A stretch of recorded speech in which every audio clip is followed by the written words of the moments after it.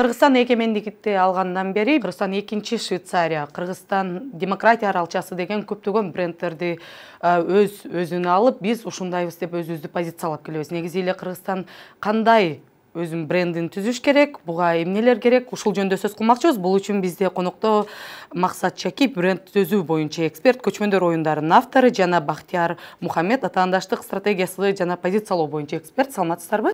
Алгач эле сизге суроодай, ошол 30 жыл аралыгында биз карап көрсөк, биринчи Кыргызстан баарыбыздын үйүбүз, андан кийин деген Кыргызстан экинчи Швейцария, Кыргызстан деген демократия аралчасы деген көптөгөн брендтерди башыбызга алып келди. Негизи бул брендтер эмне үчүн бизге мындайча айтканда көнүп сиңип кеткен жок? Ар бир мамлекет мындай айтканда компаниялар сыяктуу эле атаандаштык болот да бири-бирине. Сен кимсиң, мен мындаймын же тигинчөмүн деп өздөрүн атап келишет да.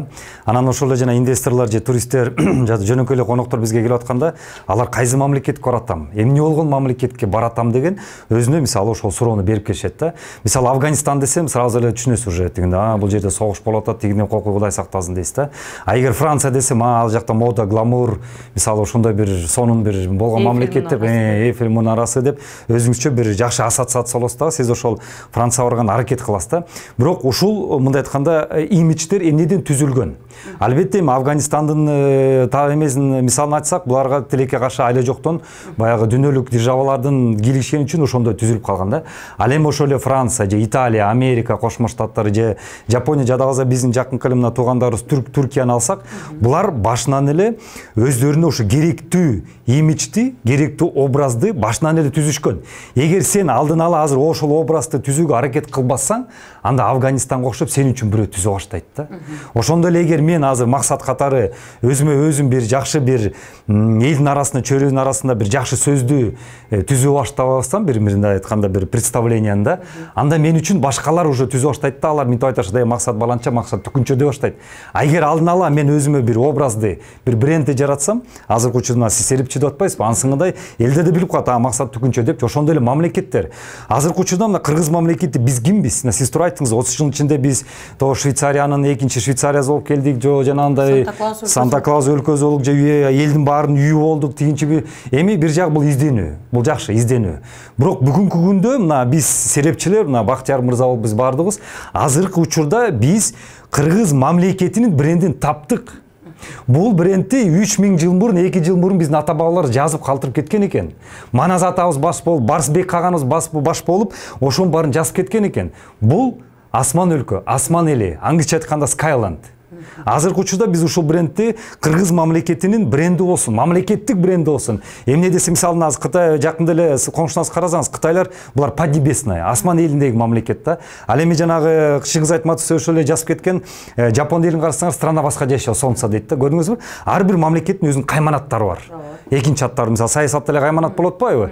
Ошондо сыңар эле бизде мамлекеттин кайманаты бар. Эми биздин мамлекеттин өзүнүн кайманаты ата бабаларыбыз буга чейин эле калтырып кеткен экен. Кытайдын жанагы источниктерин карасак, араб источниктерин карасак, мисалы фарси источниктерин карасак, булар бүт жазып кетишкенде биз асман өлкөсүндө болдук, асман элдерин көрдүк, асман жоокейлерин көрдүк, асман зоотторун кийдик, жана ошондой эле асман аттарын көрдүк деп бүт ошол даже Манас эпосунда да жазылып кеткен экен да. Ошон үчүн азыркы күндө асман эли деген Skyland деген брендти биз дүйнөлүк масштабта Кыргыз мамлекети алып чыгалы деп ушуну сунуштап жүрөбүз. Бахтияр мырза, сизге суроода негизи Кыргызстандагы ушул көптөгөн өзүбүз атаганга аракет кылган менен негизи Кыргызстандагы бренд эмнеден улам түзүлүшү керек? Кантип биз өзүбүздү идентификациядан улам же тарыхтан алышыбыз керекпи, же келечекке карата кандайдыр бир максаттарыбыздан улам түзүлүшү керек? Эң туура суроо. Бул негизгиси, эң биринчиси, мындай жалпысына алганда бренд деген бул эмнени билдирет? Брендтин максаты эмне дегенде, ошо максат жагынан айта кетейин. Брендтин эң негизги максаты бул деген эми бул экономикадан келген нерсе да, маркетинг, базардык мындай жана рыночный отношения дегенденчи. Бренд деген бул бир эле максаты бар. Өз бааңды 10 эсе, 20 эсе, 40 эсе, 100 эсе көбөйтүп койгон. Мисалы, биз баарыбыз билген эле айфондор, анын өз баасы так билбейт экенмин, бирок көп болсо $200 болушу мүмкүн. Бирок сатылып аткан биз баалык менен алганда кайсы баа менен алып атабыз? $1000 өйдө алып атабыз. Демек, ошонун 800 мындайча айтканда доллары бул деген брендтин өзүнүн баалык өзүнүн кошумчасы да. Демек биздин Кыргызстандын өзүнүн Максат мырза айтып кеткендей эле эң туура айтты. Биз өзүбүз бул нерсени чыгарбасак, өзүбүз иштеп чыкпасак, биздин башка атаандаштар деп койсок болобу, башка өлкөлөр бизге жасап баштайт да өзүбүздүн ошо брендибизди. Демек ошо биздин Кыргызстандын ичинен бияктан биз биринчи өзүбүзгө суроо беришибиз керек. Мисалы үчүн биздин брендти биз кандай максат менен биз бул брендти биз иштеп чыгышыбыз керек. Бул деген биздин имиджибизди көтөрүш үчүнбү, же бул жактан экономиканы көтөрүш керекпи, же туризмди көтөрүшүбүз керекпи, же саясаттык суроолорбу? Булар көп нерселер бар да. Ар бирөөсүнө биз жооп берип чыксак, бизге азыркы актуалдуу маселе эмне, эң биринчиси эмне деп ошого жараша биз брендти түзүп кетерсек болот да. Өзүнүн ыкмалары бирдей эле. Сиз бир мындайча айткандай продукт жасап туруп базарга чыгып бизнес жасайм десеңер деле, же бир мындай ырчы болуп бир өзүңөрдүн чыгармачыларды чыгарам десеңер деле, же болбосо өлкөнү дүйнө жүзүнө билдирем, бренд коем десең, ыкмасы бирдей эле. Демек бул жактан эң негизги суроо бизге ошол бренд эмне максаты кандай ошол брендтин? Эмнени биз ошону кандай биз максат коюп атабыз бир алдыбызга? Ошого жараша брендти түзүп кетерсек, бул бияктан эч мындай немеси жок, кыйынчылыгы жок да. Анан Максат мырза сизге суроодо, сиздин сөзүңүздө да буга чейинки сөздөрдө да көбүрөөк мындай Кыргызстандын бренди бул ушул көбүн эсе өткөнгө тарыхка байланыштуу болуп атат да. Мисалы эми Кыргызстан дүйнөдө кичинекей эле өлкө. Аны мисалы чет өлкөдө жүрүп деле айтсаң Кыргызстан десең Курдистанды таанышы мүмкүн, Казакстанды таанышы мүмкүн, бирок Кыргызстанды тааныган киши аз. Анан биздин тарыхыбызды билбеген элдерге биздин тарых аркылуу бренд түзсөк, бул кандай таасир берет? Сиз туура айтып кеттиңиз. Мисалы биздин мамлекеттин расмий аталышы Кыргызстан эмес, Кыргыз Республикасы. Бирок биз Кыргыз Республикасы атабайбыз дагы. Бизге ошо жанагы экинчи аталышын Кыргызстанды эми көбүрөөк колдонобуз да. Бул негизинен туура эмес подход да. Жана сиз туура айтып кеттиңиз, Курдистан, Кыргызстан деген сөз Курдистан, Уйгурстан, Афганистан дегендер менен аябай окшош келген сөз болуп атат да, мындай айтканда. Буну эми кайманат деп койсок деле болот. Анткени жана фарс тилинен келген да стан дегенчи. Анан элдин арасында ошол стан калып эле Кыргызстан болуп эле калып калган да. Бирок чын айтканда биз өзүбүздүн тилибиз менен айтсак, биз Кыргыз мамлекети дейбиз керек эле мисалы да. Республика деле бул биздин сөз эмес да. Кыргыз жери дейбиз керек эле. Бирок биз ошо стан Кыргызстан деп калганбызда, анан ошол азыр Кыргызстан деген сөз бизге канчалык жакшы угулганы менен биз чет өлкөдө көп иштегендер же барып келгендер баары эле ошо менен сталкиваться этет. Where are you from десе, I am from Kyrgyzstan десе, Курдистан, Уйгурстан, no деп мисалы көп ошодон коркушат да. Эми ушуну биз кантип эми мындай айтканда жок кыла алабыз? Эми албетте Кыргызстан сегизи жок кыла албайбыз. Эми буну биз колдонуп аткандан кийин колдоно берек. Бирок буга чейин мисалы тарыхта жазылып келип аткандан кийин, аталып аткандан кийин, абдан сонун сөздөр биздин мамлекетибиз, элибиз, жерибиз сонун сөз менен айтылып аткандан кийин, аны эмне үчүн биз заманбап тилинде айтып чыга албайбыз бүгүнкү күндө да? Мисалы ар бир мамлекет, мен жогоруда айтып кетпедимби, ошо Кытай өзүнүн Поднебесная дейт, мисалы Куба өзүн остров свободы дейт, мисалычы. Алардын көрүн остров свободы деп аябай жакшы айтышат да. Алар ошондо өздөрүнүн жакшы мындай аттар менен чыгып атат дагы. Эми биз анда эмне дейбиз өзүбүздү? Азыркы заманбап бирдекелерди издесек, баары мындай айтканда бизге бир өзү окшошот, жанагы экинчи Швейцария деген бир жери окшошпой калат да. Ошон үчүн тарыхтан эле алганыбыз бул доказанный. Бул эч ким бизден талаша албайт. Мисалы казак тууган болобу, жакынкы өзбек тууган болобу, мисалы башкалар бизден талаша албайт. Бул тек гана биздики жана печать базылып калгандай да. Эми ушуну эле биз жогоруда Бактияр мырза айткандай эле бизге жанагы добавочный стоимость деп атпайбы, ошо капитализация. Биздин мамлекетибиздин ошол жанагы баркын көтөрүш үчүн биз Skyland деп чыксак, мен ойлойм автоматически биздин баркыбыз көтөрүлөт. Мисалы Кыргызстанга келип эс алып кеткиле деген бийигирээк угулабы, же Асман өлкөсүнө келип эс алып кеткиле деген бийигирээк угулабы? Мен ойлойм Асман өлкөсүнө келип эс алып кеткиле деген бул туристтер үчүн бийигирээк. Ошондой эле жанагы Кыргызстан жана азыр бизде Пакистан индустрия аябай көп билим алып атышпайбы, чет өлкөлүктөр. Кыргызстанга келип билим алгыла деген бийигирээк угулабы? Стоимость боюнча, же Асман өлкөсүнөн келип билим алгыла деген бийигирээк угулабы? Ол кайсы учурда вот бизде мындай айтканда көбүрөөк акча кошулуп атат, мындай айткандачы. Ошондой эле Кыргызстандан чыккан дан азыктар деген бийгерек угулабы же асман өлкөсүнөн чыккан дан азыктар деген бийгерек угулабы? Мен ойлойм ошол жана асман өлкөсүнөн келген эттер же асман өлкөсүнөн келген азыркы мына өрүк черешня азыр мына кулпунайлар чыгып атат.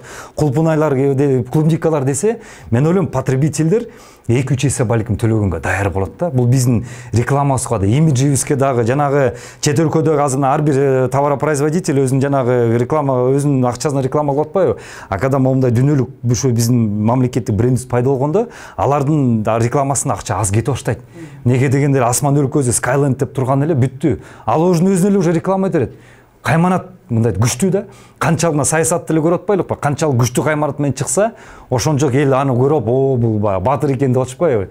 Ошондой сыңарда эгер кайманаты жөнөкөйлөк болуп калса, жанагы трактор, дегенде сыяктуу болупчу. Албетте алын саясатчындагы элдин көзүнчө рейтинг автоматически түшөт да.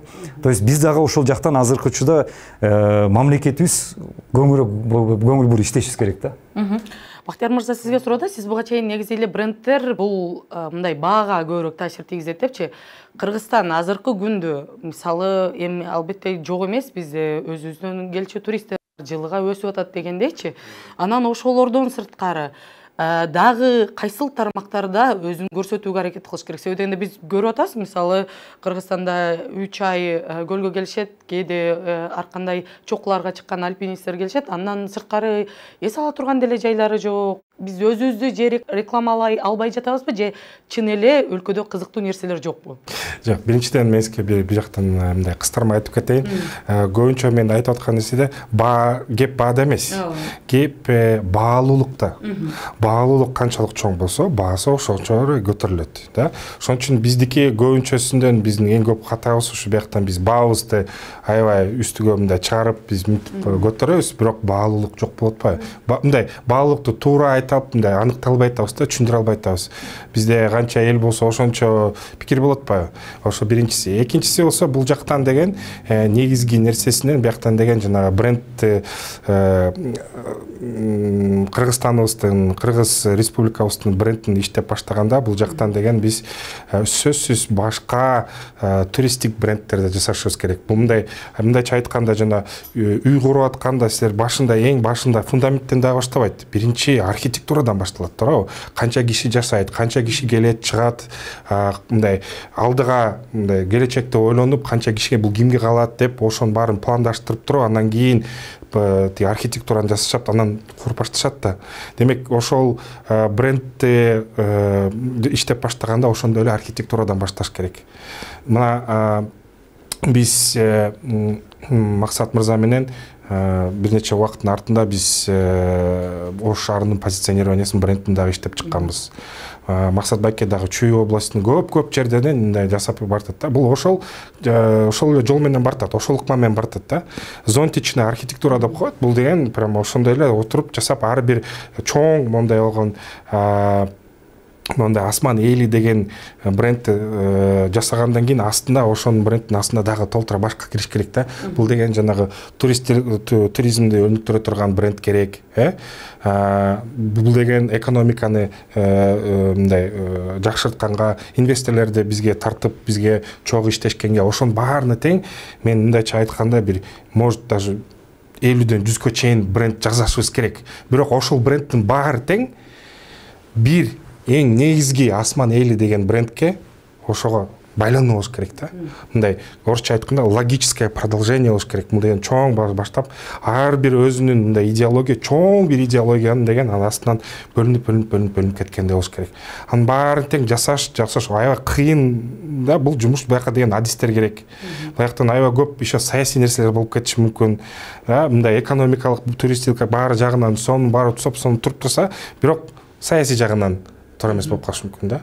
Анан мен да кысырым айта кеткеним, биз эмнеге Кыргызстанды бизге мындай Курдистан тигиндей мындай деп атпайбы? Бул жактан бул эки себеби бар. Менин оюмчачы. Биринчи себеби бул жактан биз деген ушу биздин тарыхыбыз боюнча бизде деген эч качан пропаганда деген жок болчу. Биздечи мындай айтканда ички элге бар болчу, бирок сыртка жок да. Мына башка өлкөлөрдү алып көрсөңөр, АКШ, там же Кытай, же болсо Россияларын көрсөң, ар бирөөнүн өзүнчө службалары бар. кадимкидей кызматтары бар. Внешний жанагындай саясаттарга өзүнүн пропагандасын жүргүзүп, мына Америка деген мындай, Кытай деген мындай, там Россия мындай же да башка өлкөлөр мындай деп көрсөтүп, ошол башка элдерге, башка чоочун адамдарга, башка өлкөлөргө биз мондайбыз деп ошол брендти киргизип койгон. Биз андай кыла элекпиз да. Демек, Максат мырза айткандай эле, биз өзүбүз аны кылбасак, анда башкалар биздин бизге мындай невыгодный да, бизге таасир тийбей турган, наоборот зыян келтире турган кылып коюшу мүмкүн да, мүмкүн. Бул биринчи себеби. Экинчи себеби болсо, биз Кыргызстанды, мына мен чет өлкөлөрдөн да иштеп жүрөм, көп жерден карап жүрөм, биз Кыргызстанды неге тааныбайт? Анткени биз деген регион дешет да. Стан region деп коет. Казакстан, Өзбекистан, там Таджикистан, стан деп эле бүтүп атпайбызбы? Же болбосо Орто Азия деп коюшат. Анан ошол бул жагынан мен ойлойм да, ошо Максат мырза менен иштеп көргөм. Байкебиздин таланты чоң. Бул бир ойлогондо масштабно, глобально ойлойт да. Демек, может, ошол жактан биз эмнеге болбой аткан, биз может Орто Азияны бренд кылышыбыз керек. Может быть, эми баарын кошуп бир кыл эмес, бирок мындай общий какой-то бир мындай идея менен чыгып ошол менен кылсак, бул жактан дагы болот деп ойлойм да. Анткени дагы бир айтып кетейин, Кыргызстанды бизде мындай отдельно карашпайт. Биз Орто Азиянын ичине киребиз деп. Ошон үчүн мен биз жакка барганда каяктан болсун, мен Орто Азиядан болом деп түшүнүшөт да. А Кыргызстан мындапсың десең түшүнүшпөйт.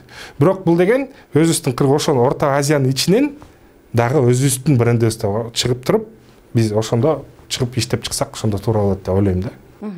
Максат мырза, сизге суроо да, эгер буга чейин алып келсек, жанагы ар бир Кыргызстан so much to discover деп чыкты. Андан башка толтура мындай компаниялар болгондо, эмне үчүн аны аягына чейин чыгарбай эле уламдан улам жаңы концепциялар кабыл алынып келе берет да? Мисалы, сиз деле ошол министрликте иштеп жүрдүңүз, анан ошондо деле мунун себеби эмнеде? Биз министр алмашкан сайын эле биз ушундай алмаштырып коелу, биздин компаниянын негизи ал бир жакка бир экспого барып келгенче эле өзгөрүп кетип атат да. Мунун себеби эмнеде? Эми туризм жактан ооба тилекке каршы биз башында ошол so much to discover деп биринчи ошол кадамдарыбыз ошол болду да, бир слоган менен чыктык. Кыргыз мамлекети эмне дейт бизге, туристтер көп суроо, чет өлкөлүк делегациялар менен барып калсак, жолугуп калсак да сурап атат. Анан биз пока ал убакта брендибизди таба элек деген, so much to discover, ушунчалык көп ачылыштар күткөн мамлекет деп ошондой кылып туруп чыктык да. Бул биринчи биздин кадамдар болду. Ал жакшы кетти. Баарын логотипин бүт баарын иштеп чыктык. Бул эми мындай айтканда бир тармактын бренди катары алып чыктык. Туризм тармагы, мамлекеттик эмес, бир отраслдики да. Анан тилекке каршы ооба, кийинки келген жетекчилерим, ар ким эми сойза касапчы сойсун дегенде, алар деле ошол тармактын биз касапчыларыбыз деп, алар мындай тигинде өзгөрттү, бирок аны эчтекеси болбой калды. Азыр күнгө чейин бирок so much to discover болуп, туризм отраслы келатат. Эми бул жерден бул алдыңкы структурадагы, төмөнкү структурадагы жетекчилердин жазып аткан иши. Ал эми брендинг мамлекеттин бул жогорку биринчиден кетиш керек да. Президенттен, госсекретардан, өкмөт башчысынан ошодон кабыл алынып туруп, анан ылдыйга түшүрүш керек да. Мисалы, азыркы учурда биздин региондорго, биз Ошто Бактиярий Козу иштеп келдик, Ошко жазап бердик, провайдер шелковый пути депчи. Silk Road провайдер деп. Азыр Ош туугандар абдан жакшы, бүгүнкү күнгө чейин аны четке какпай жакшы алып келип атышат. Буюрса ушундан ары кете берсе, азыр айда жибек жолунун жанагы кол өнөрчүлөр гильдиясы ачылды, жибек жолунун жанагы ассоциация, жанагы туроператордун ассоциациялар түзүлдү. Ош туугандар абдан жакшы иштеп атышат. Ал жагы мыкты. Азыр мына кече жакында Чүйдүн губернатору Канат Жумагазиев ал дагы инициатива көтөрүп, Чүйдүн брендин жазайлык деп туруп, азыр Сары Өзөндү азыр полный өзүнчө бир концепт кылып туруп, азыр Сары Өзөн, Благодатная долина, жана Generous Land деп туруп, аларга да жазап бердик. То есть азыркы региондордо, эки облустарда жакшы кетти. Эми бирок башка региондордо карап көрсөк, аларда азыр мындай түшүнүк болбой жатат. Мисалы, мен өзүм Таласта туулуп өстүм. Талас бул эмне десек, алиге чейин таластар өзү билбейт. Өпкөдөн башканычы. Биз өпкөбүз дейт, эми бул бренд эмес да. Бирөө айтат фасоль дейт, кечирип коелу, таластар фасоль эмес да. Мисалычы, фасольду даже мен Таластын бир үй бүлөсүндөн да кухнясынан көрбөйсүң жеп аткан тамактачы.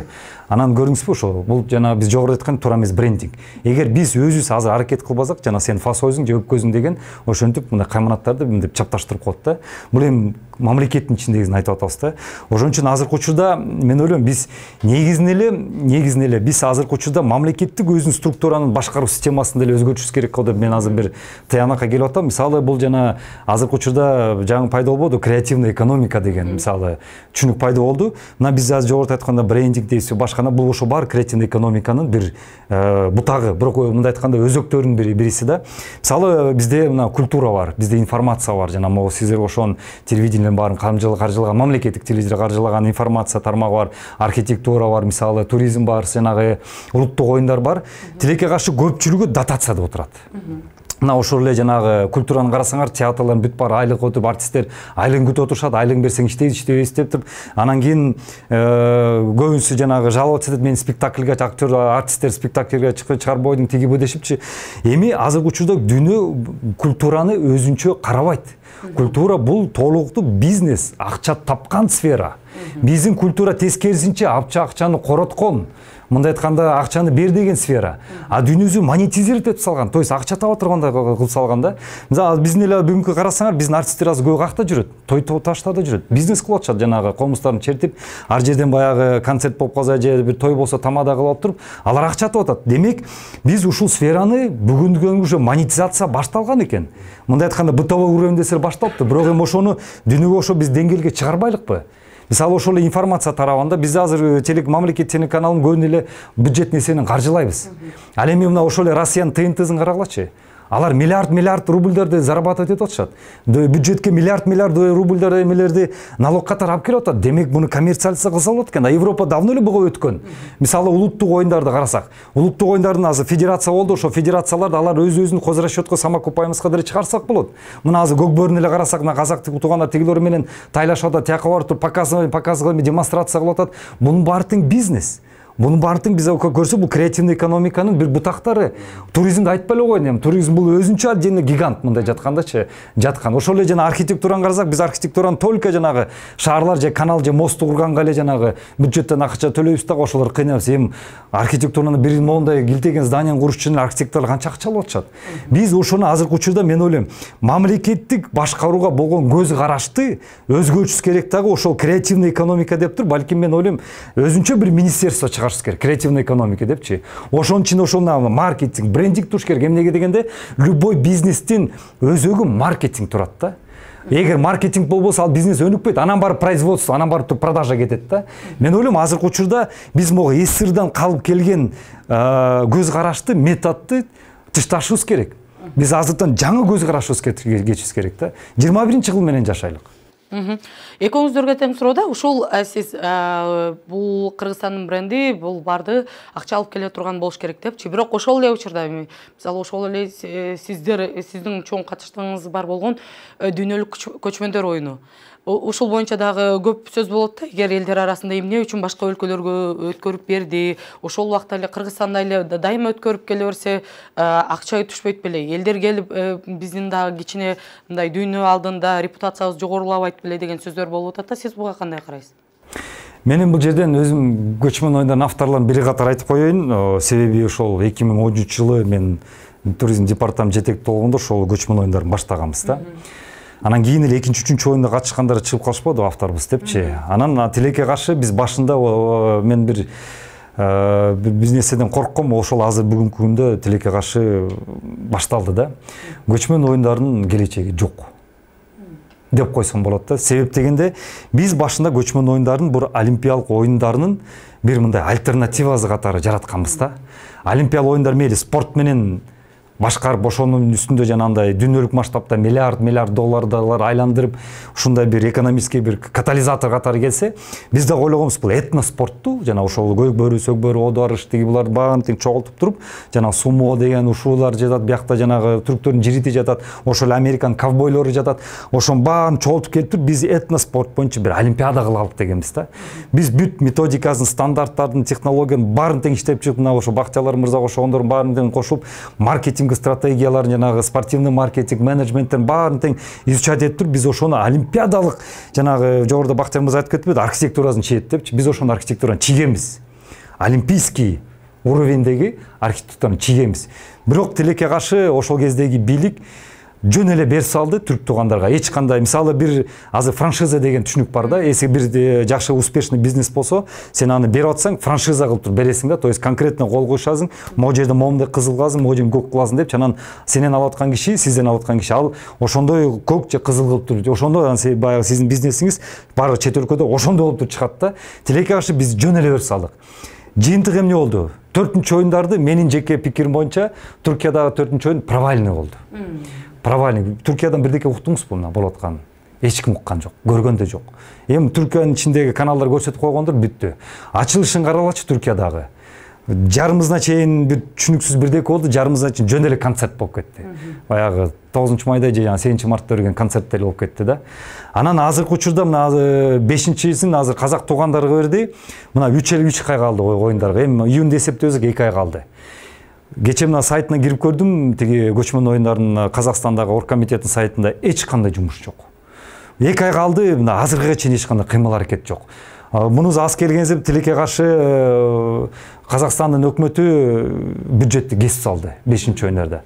Жеке менин эми азыркы учурда прогнозум мындай болуп атат: 5-чү көчмөн оюндардагы Түркиянын тагдырын кайталат тилекке каршы. Бул мындай айтканда бир чоң той болот да болду.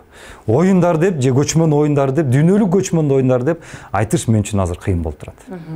Сизге да ушуну улай эле суроо да, негизи эле Кыргызстанда эмне биз өзүбүздү жараткан ошол дүйнөлүк көчмөндөр оюндары бул жакшы концепт болуп берген Кыргызстанды чет элге таанытуу боюнчачы. Ушуну сыртка берүү керек беле же өзүбүздө калтырыш керек беле же берсе кандай бериш керек болчу? Кыргызстандын азыркы орду кандай болчу? Себеби дегенде азыр дүйнөдө өткөрүлүп атканы менен Кыргызстан ал жакка эч кандай тиешеси жоктой эле өзүн алып жүрөт да. Кандай болуш керек? Бул боюнча менин пикирим мындай, меселеге даже мындай статистика менен сандар менен айтып кетейин. Базар экономикасында, бизнес чөйрөсүндө биринчи лидери, рыноктун базардын рыноктагы лидери статистика боюнча ошол базардын көлөмүн алганда 40% ээлейт да. Экинчи орунда турган компания же болбосо бөлүм мындай компания болгону менен топ болсо ошолор 20% алышат. Калган ошол 40%-ын канча башка атаандаштар баарын бири-бири менен бөлө алышат да. Ошондой. Бул дүйнөлүк статистика. Демек бул жактан олимпиаданы санап көрсөк, канча бир олимпиаданы табышат. Кээ бирлер мындай акча так эле таппай минуска кетишкендер бар. Бирок бизнести алып көрсөк, ичиндеги бизнестер жанагы отелдер табышат, бек табышат.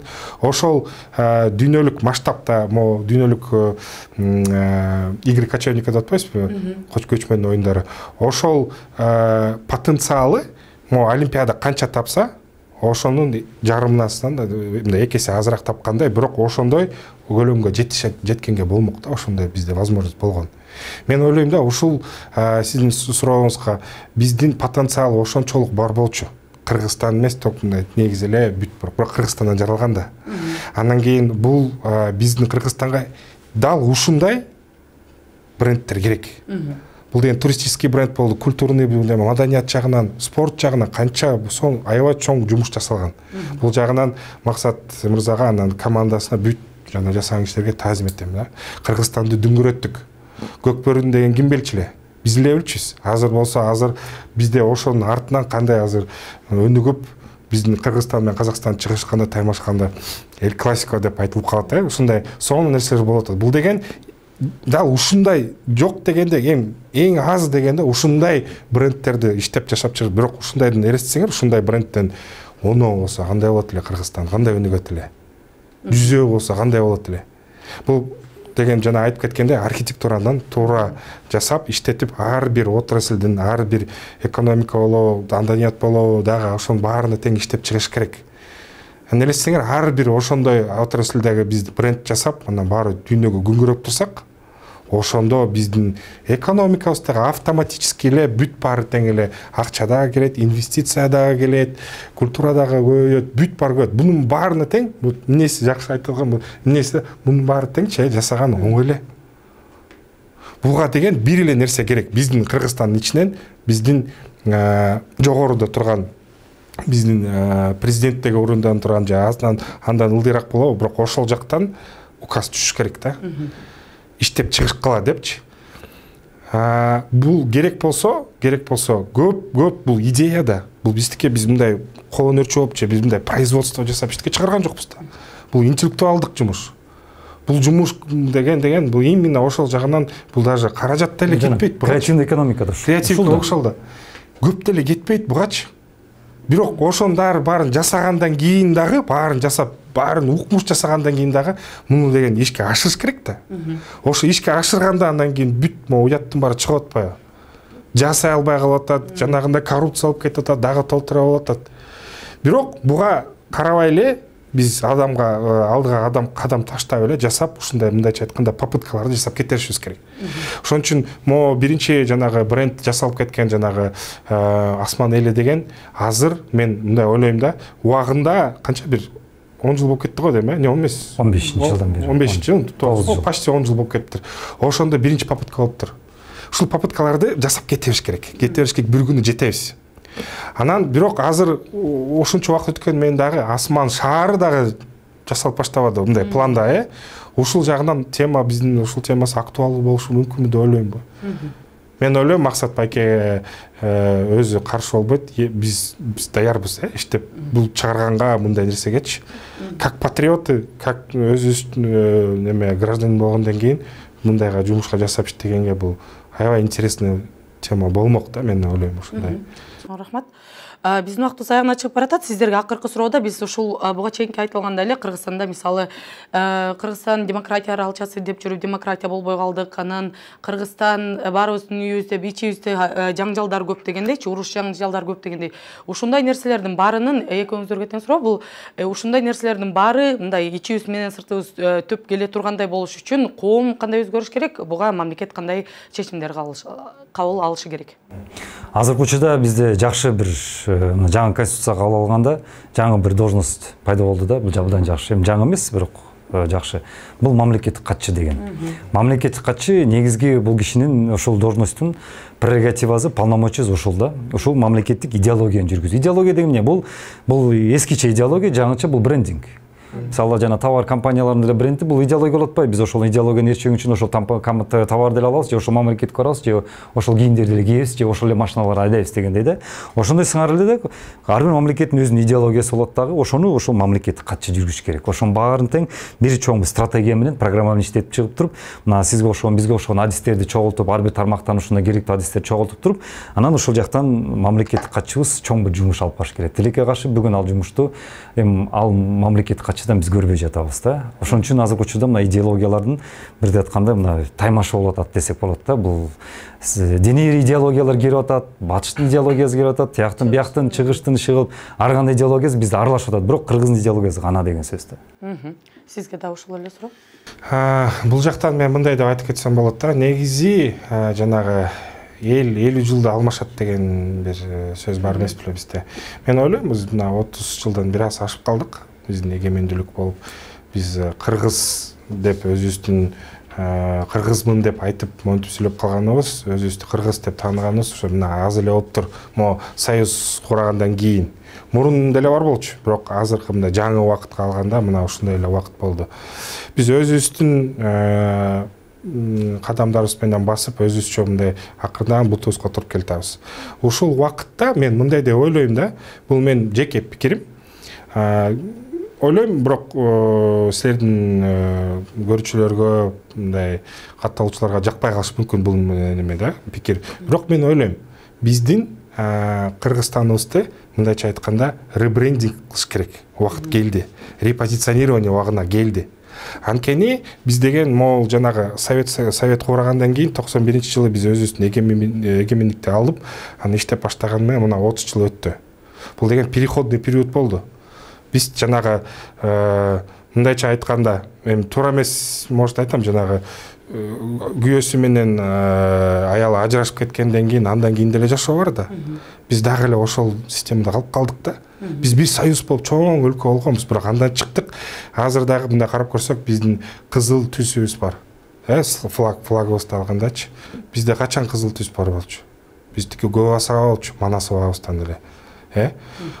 Мен азыр флагты алмаштыруу деген маселени көтөргөн жокмун. Ал чоң маселе болуп кетет, бирок негизи өзгөрүшүбүз керек. Анткени биз деген ошол 30 жылдын ичинен биз деген уже ошол независимый өлкө болуп, бутубузга туруп баш баштасызбы? Азыр деген жаңы жашоого, жаңы экономикага жаңы мондай стратегия куруп жаңы максаттарды койгонго умтулган үчүн жаңы политика керек. Анан ошондон биздин дагы ошого биз кабыл алсак, анда артынан ошондой чоң максат коюп, биз деген экономикабызды деген Япониядан да ашабыз же Кытайдан ашабыз дегенге это глупо. Это биз деген аларды туурап калып атабыз. Өзүбүздүн жолубуз болушубуз керек. Ошо өзүбүздүн жолубузду таап, өзүбүздүн идеологиябызды таап туруп, мына биз ушундай экенбиз, бизге мондай нерсе керек деп биз туура максат койсок, калган баары тең өзү аябай мындайча орусча айтканда гармоничный өзү эле өзгөрүп баштайт. Анда флаг дагы өзгөрүлүшү мүмкүн. Киргизия, Кыргызстан болбой башкача дагы ат болушубуз, кыргыз деп калышыбыз керек, бирок башкача менен да улап кетишибиз керек. Көп нерселер дагы ошондо алмашат да. Бул деген аябай чоң маселе, чоң болгон. Анан могу азыркы убакытта бизде